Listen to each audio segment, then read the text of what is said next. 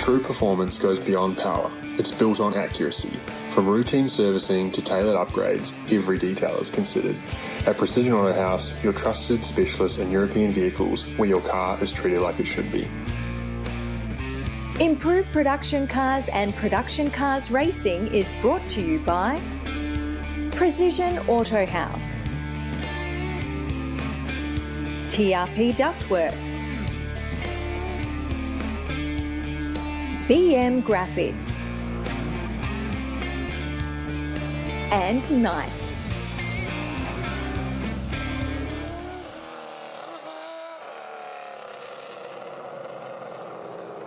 Welcome back to Motormall, Wanneroo Raceway. This is our improved production and production cars over 12 minutes and 1 lap. We've got our grid up on the board at the moment. It's Matt Cherry in the Holden Monaro from Steve Turpin in the Holden Commodore. Then we have Mason Legg, the BMW, and the RX-7 of Trent Hookermau. Jim Jellin is out there in the Honda Civic, and we have Horan, Neil Pollard in a very quick little Honda as well, car number 19.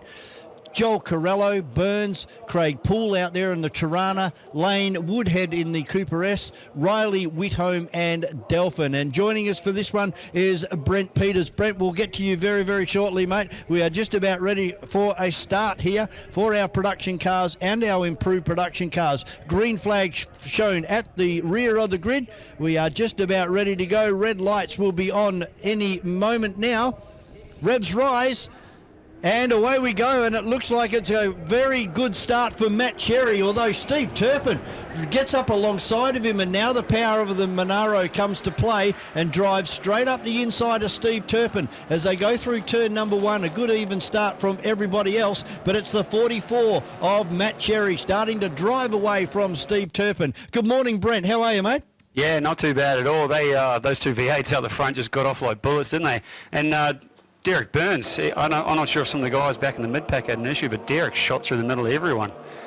That's good to see Derek racing, getting ready for the improved production nationals coming to Motormall Wanneroo Raceway later on this year. But the production cars, mate, haven't they exploded this year?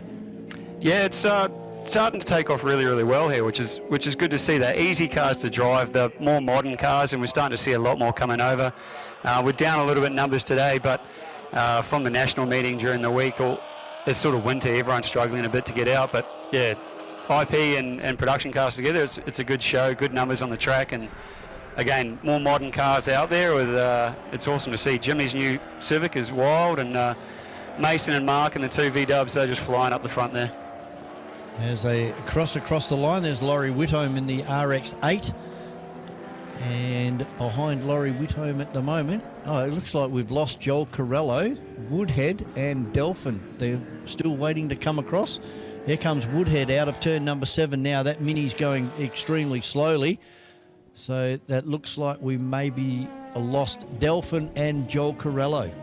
Yeah, and it looks like Michael's got a flat or something going on in the left rear. I'm not sure.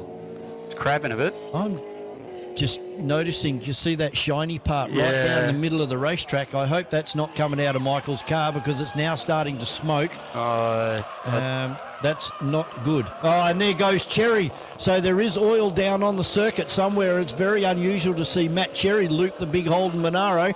And as you can see, Steve Turpin, he's gone to the inside. We've got a major oil down all the way down the main straight and possibly all the way through to 2 and 3. Yeah, Emma's just had a big whoopsie in the four-wheel drive as well coming into turn 7, so I'd say, it's looking pretty gnarly. Yeah, down there I can notice how shiny it is. Down here from the start-finish line, there's a line that runs right the way down through. Oh, there we go. There's a crash there. Somebody's gone in. That's Mark. And this is his first race out in this new car he's brought from over east. It looks like he's locked up on that oil and gone into the wall down there. I can see the skid marks, mate. Two drivers left just after the pit exit. He's gone straight into the wall, unfortunately. So he has actually come across that oil. And unfortunately, that's probably game over for him. Absolutely devastating. He's such a lovely guy. His first time out in the car yesterday, and he's not a bad peddler. Wow. So everybody else is going very, very gingerly down this main straight here. So there's going to be a massive clean-up about to take place here at Motormall Wanneroo Raceway as Steve Turpin comes across the line. He is actually the leader on the circuit at the moment from Trent Hookamau in this beautifully prepared RX-7. Then we have Mason Legg in third place. Derek Burns has moved up to fourth position overall. And then we have the stricken car of Horan down there, Craig Poole in the Tirana.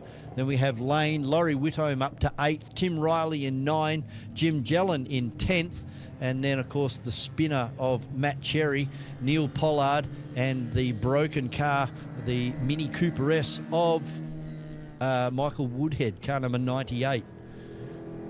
Not what we like to see at all in any category, but particularly when it's your first race meeting. So safety cars, and of course you can see the massive recovery team heading down in towards turn number 1. We're going to go to a replay of that incident very, very shortly, but you can just see how shiny it is down there. It's right in the middle of the racetrack, so right down, I can start to see it occurring here, but obviously down in turn number 7 there must have been the start of it down there into 7. And then it's gone all the way around up to the S's there. Just surmising, I'm wondering if he's banged the gearbox on the way in, downshifting into 7, and that's what's done it maybe. Yeah, although I can just see a bit of a tinge right out to the right-hand side of the circuit as we look at it. But it's definitely increasing here from the start-finish line all the way down to turn number 1 and 2. It's going to be terrible for the racing later on as well, because it's right down the middle, and you know when it's wet, Vaughan, you want to be in the middle of the crown of the track. You don't want to be over those pit boxes if it's wet. So I think everybody's going to have to go to drivers right down the main straight for the rest of the day, unfortunately. Yep.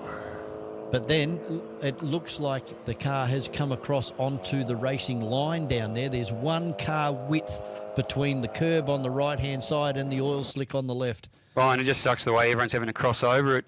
Coming out of 7 and into the right side as soon as they see it. It's but the recovery crew, they're pretty well versed in oil spills down here. They'll get it cleaned up pretty well. They that coconut husk they put down actually does a ripper job.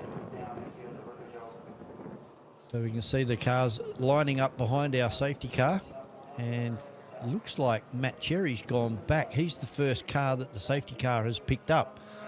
Yep, it looks like Mark's out of the car down there, so hopefully he's all right.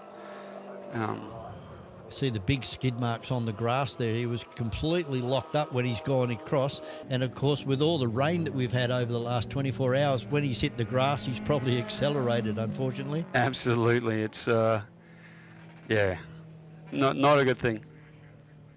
For our live stream viewers, we're going to have a look at our Turn 7 media replay. This is from the start of the race, and we'll obviously catch that incident.